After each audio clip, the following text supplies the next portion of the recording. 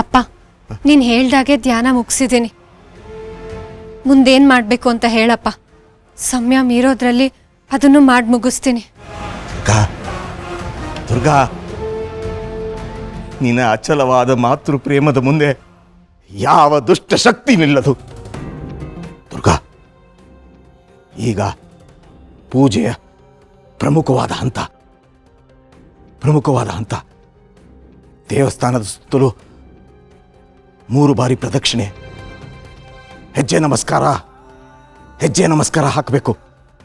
ಪ್ರತಿ ಹೆಜ್ಜೆಯಲ್ಲೂ ದೇವಿನ ನೆನೆದು ಶರಣಾಗಬೇಕು. ಆ ಜಗನ್ಮಾತೆ ನೆನೆದು ಶರಣಾಗಬೇಕು ದುರ್ಗಾ. ಆದರೆ ಕಂದ,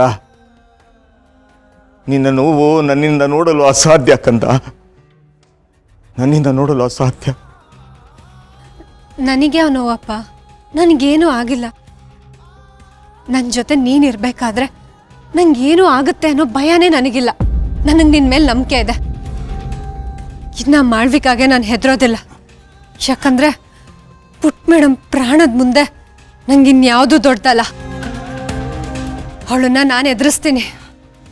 ಪುಟ್ಟ ಮೇಡಮ್ನ ಕಾಪಾಡ್ಕೊಳ್ತೀನಿ. ಹೆಜ್ಜೆ ನಮಸ್ಕಾರನ ನಾನು ಶುರು ಮಾಡ್ತೀನಪ್ಪ.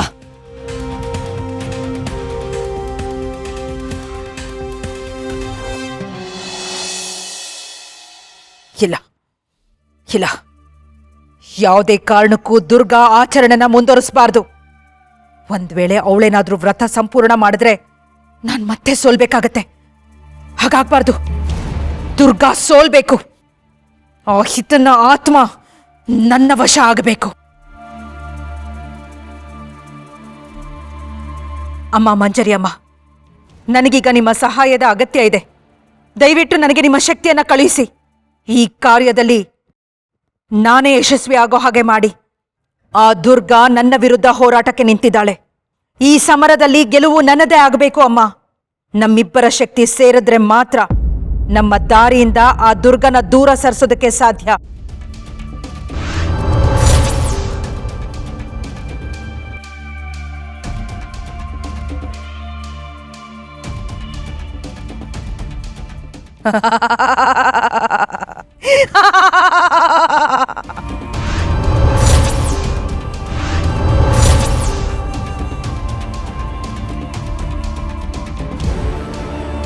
ಹೋಗು ಜ್ವಾಲೆ, ಹೋಗಿ ಆ ದುರ್ಗಾಳ ಪಾದಗಳನ್ನ ಸುಟ್ಟು ಬೂದಿ ಮಾಡು.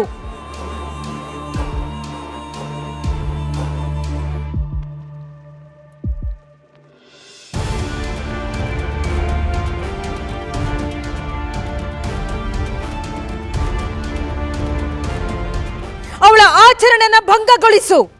ಹೋಗು.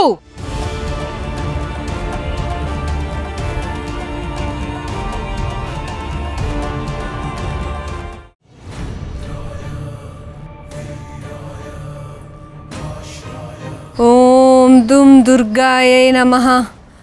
ಓಂ ದುಂ ದುರ್ಗಾಯೈ ನಮಃ. ಓಂ ದುಂ ದುರ್ಗಾಯೈ ನಮಃ. ಓಂ ದುಂ ದುರ್ಗಾಯೈ ನಮಃ.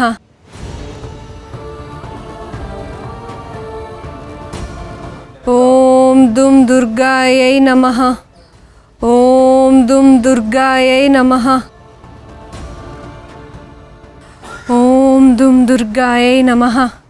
ಓಂ ದುಂ ದುರ್ಗಾಯೈ ನಮಃ.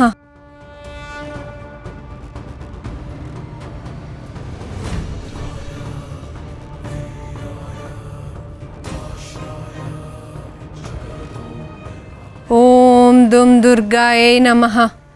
ಓಂ ದುಂ ದುರ್ಗಾಯೈ ನಮಃ. ಓಂ ದುಂ ದುರ್ಗಾಯೈ ನಮಃ. ಓಂ ದುಂ ದುರ್ಗಾಯೈ ನಮಃ.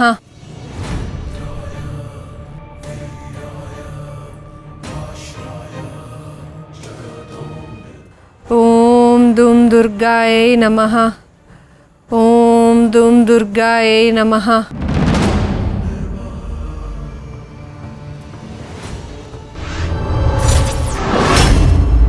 ದುಂ ದುರ್ಗಾಯೈ ನಮಃ. ಓಂ ದುಂ ದುರ್ಗಾಯೈ ನಮಃ.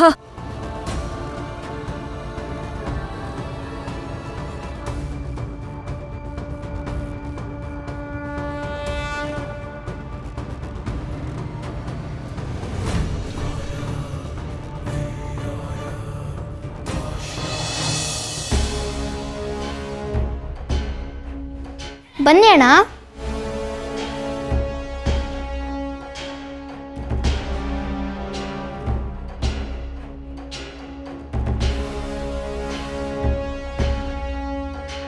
ಬನ್ನಿ ಅಣ್ಣ.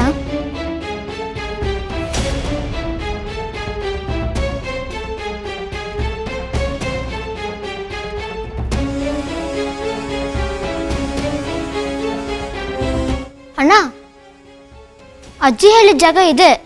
ಇಲ್ಲೇ ಆ ಅರ್ಧ ಸೆನೆನಲ್ಲೇ ಸಿಗೋದು. ಇಲ್ಲೇ ಸುತ್ತಮುತ್ತ. ಏನಂತೆ? ಆ ಜಾಗ ಇದೇನಾ?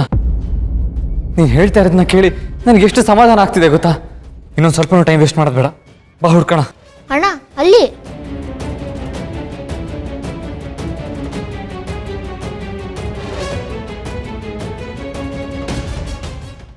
ಅಜ್ಜಿ ಹೇಳಿದ ಪ್ರಕಾರ ಅದು ಅಪರೂಪವಾದಿಲ್ಲ, ಸುಲಭವಾಗಿ ಕಂಡುಹಿಡಿಬೋದು ಅಂತ ಅಂದ್ಕೊಂಡಿದ್ದೆ. ಇಲ್ಲಿ ನೋಡಿದ್ರೆ ಎಲ್ಲ ಒಂದೇ ಥರ ಕಾಣಿಸ್ತಾ ಇದೆಯಲ್ಲ, ಹೇಗೆ ಕಂಡುಹಿಡಿಯೋದು?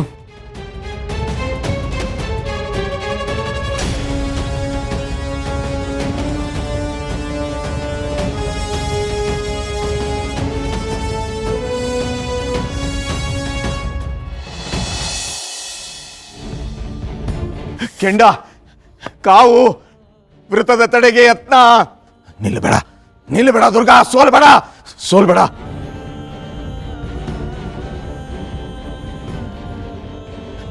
ತಾಯಿ ದುರ್ಗೆ, ದುಷ್ಟರ ಅಟ್ಟಹಾಸ ಕೊನೆ, ದುಷ್ಟರ ಅಟ್ಟಹಾಸ ಕೊನೆ.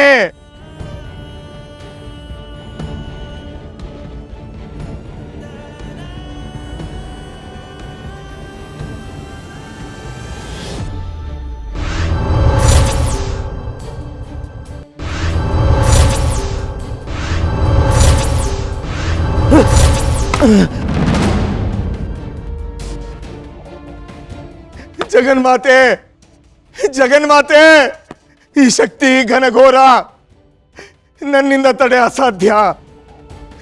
ನನ್ನ ಶಕ್ತಿ ಸಾಲದು.